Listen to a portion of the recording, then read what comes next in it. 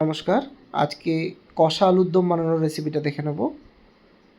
এখানে আমি আলুগুলোকে একটু বড় সাইজে ডুমো ডুমো করে কেটে নিয়েছিলাম। আমি খোসা রেখে কাটি, তাহলে একটু ভালো লাগে, টেস্টি লাগে। তো এটাকে প্রথমে একটু লবণ হলুদ দিয়ে ভেজে নিতে হবে গোল্ডেন কালার আসা অবধি। তারপরে শুকনো লঙ্কা, তেজপাতা আর গোটা জিরা দিয়ে সম্বারা দিয়ে পেঁয়াজটাকে ফ্রাই করে নিতে হবে। একটু চিনি দিয়ে দেবো ওপরে পেঁয়াজের সাথে, তাহলে একটু টেস্টটা ব্যালেন্স হয়।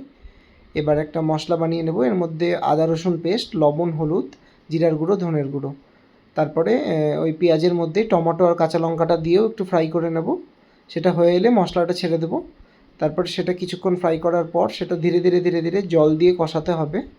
গরম জল করে নিয়ে গরম জল দিয়ে একটু কষালে ভালো হয়। গরম জল দিয়ে এটাকে কষিয়ে নেব। এটা যতক্ষণ না তেল ছাড়ছে ততক্ষণ কষিয়ে নিতে হবে। কিছুক্ষণ কষে গেলেই এবার মটরশুঁটিগুলো দিয়ে দিতে হবে।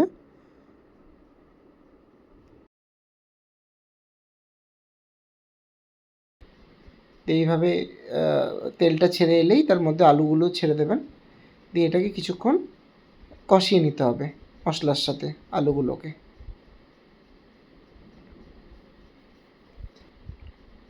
আমি একদম কষা আলুর দম বানাচ্ছি, তার মধ্যে জল দেবো না। এবার এটাকে একটু জাস্ট ঢেকে দেবো কিছুক্ষণের জন্য, সেদ্ধ হওয়ার জন্য। দিয়ে এই যে টেক্সচারটা এরকম আসবে, একদম লাল লাল ঝাল ঝাল